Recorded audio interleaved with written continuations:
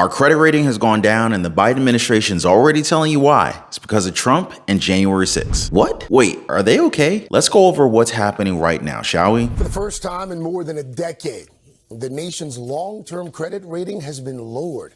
Fitch Ratings downgraded the U.S. from AAA, which is its top mark, to AA+. The firm said those repeated standoffs in Washington over the debt limit and last-minute deals have eroded confidence in the nation's fiscal management. Hold up, so Bidenomics isn't working? Well, let's give them a chance to explain themselves, all right? Well, first, I would say that we do disagree with the downgrade announcement from Fitch. I think if you look at their own metrics by which they are making this kind of decision, it just doesn't make much sense. If you look at, for example, governance was a concern that they raised that declined during the previous administration and was improving during the current administration under President Biden.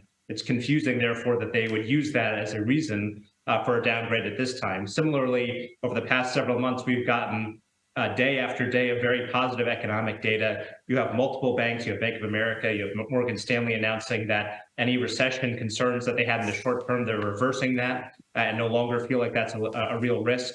So you have a host of good economic news. So you put all of that together, and the timing of this and the justification for it is very confusing. And I think a host of experts on the outside agree with that assessment. So that was a Biden economic advisor, as many of you guys have already probably realized. But you know, even with his explanation, I can't help but think that something is off. Because when I think about how messed up our inflationary numbers are, I kind of imagine a scenario where we're going swimming, right? Now, it's obvious that the water is cold because you just dipped your big toe in there and you already felt that tingle. But then someone comes along with a full wetsuit on and says that the water is fine, folks. Come on in. It's not even that cold, brother. And well, what the heck, right? Now, I think that's a good analogy for Bidenomics because, you know, for those at the top, the rich people, the super rich people who generally, you know, don't even think about their budgets as much, they're not going to feel the pain like normal folks do. They've got a full coat of armor called financial freedom, and most households in the country lost theirs during the past few years. But what's the message now, right? Now that Fitch has basically downgraded our long-term debt from what was once AAA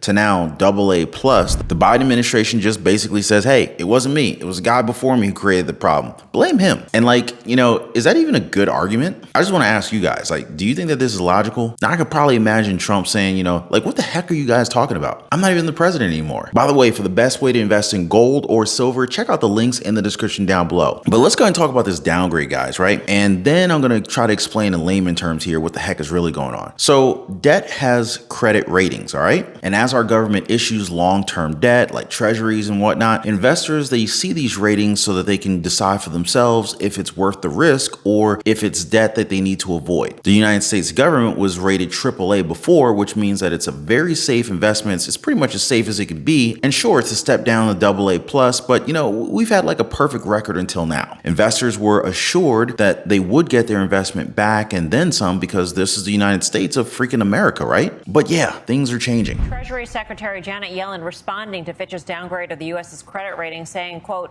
I strongly disagree with Fitch's decision. The change announced today is arbitrary and based on outdated data.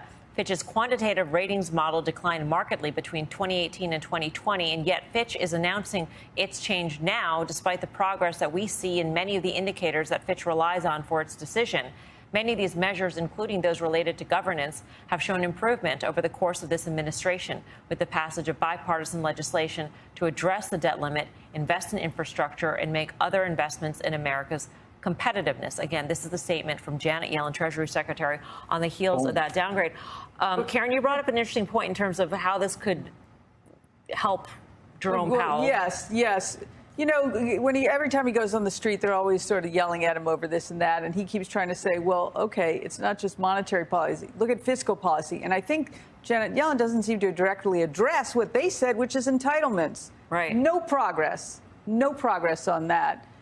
Yes, they did, raise the debt ceiling, but that still doesn't solve this issue, which is up to Congress. Now, I want to ask you guys a question. Do you think that President Biden and his administration, all of them, all right, do you think they've done a good job at creating trust? Because I've seen some comments that say otherwise. Some are straight up to the point with those things. So I just want to know, is this all Trump or some other president's fault? Was this because of January 6th? Or should President Biden reflect and look back at what they've actually done to deserve this rating? Do you know what you guys deserve? The truth. And I deserve that hot and ready to go every single day. So make sure you drop a like for the video and also subscribe for more videos like this, all right? Now let's go ahead and clear the air for a moment, right? So the national debt, once former President Donald Trump left the White House, it was at around $27.8 trillion, which President Biden says set the record for deficits as no other president added more debt than Trump. Now, this is actually false. Within 4 years, Trump added $7.8 trillion to the debt. And if we go back to 2017, 2018, and 2019, the deficits were all below $1 trillion, all right? Now, what happened? Why did the deficit suddenly surge in 2020? Well, what the heck happened in 2020? Y'all know that, right? The deficit tripled to more than $3 billion as 2020 brought in the health crisis. Now, going by the numbers here and what's actually available for the Biden administration at this point, they've already added almost $4 trillion to the deficit within just a 2-year period. And just this year alone, the debt is already numbered at around $1.7 trillion. Wow. Now, I'm guessing he wants to surpass the deficit from the Trump administration at this point, huh? But let's not be too harsh. Maybe the Biden administration is right. Maybe Republicans and those under Trump are the actual problem. I mean, maybe they should have proposed something sooner for the deficit instead of waiting until we were close to a default before coming to the table, right? You know what? They should have been responsible lawmakers. There's no sense in waiting to the last minute. But wait, was it the Republicans who waited, or was it the Biden administration who wasn't willing to talk? And we solve our problems not looking other places, but looking within first. My speech today wasn't to criticize and say one side's right, the other side's wrong.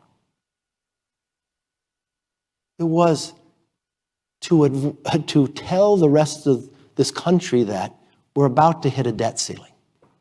I've been trying to come to an agreement, but the president doesn't even want to talk. And our whole government is designed to find compromise. And we've got our rest of our allies looking different. We've got big problems. But I still believe this. The greatest nation in the world is here. The greatest form of government is here. And the way we can solve it is if we work together, not individually.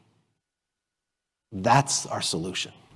Now, this was months before the debt ceiling deal, folks. Now, I get it, guys. Biden supporters are going to defend him and all that, but, the facts are out there. Now, at this point, do any of you guys think that this administration is done spending? Because it honestly feels like a kid who was given a credit card with no limit. They just keep going out and buying Roblox or Minecraft stuff, and by the end of the month, you're the one who's surprised about the bill. Do people really pay for stuff on those games? Who am I kidding? My kid's always asking me for money for that stuff. Anyway, it really doesn't matter. I'm not much of a gamer personally, but you guys get the gist of what I'm saying, right? So the $1 trillion question right here and right now is this: who are we to blame for this economic blunder? Is it Trump? Is it Biden? Santa Claus? Tooth Fairy? Barney? You guys be the judge in the comments down below. And before I go, I just want to say thank you guys for hanging out with me on this one. I appreciate the likes, I appreciate the subscribes, and I look forward to seeing you guys on the next one.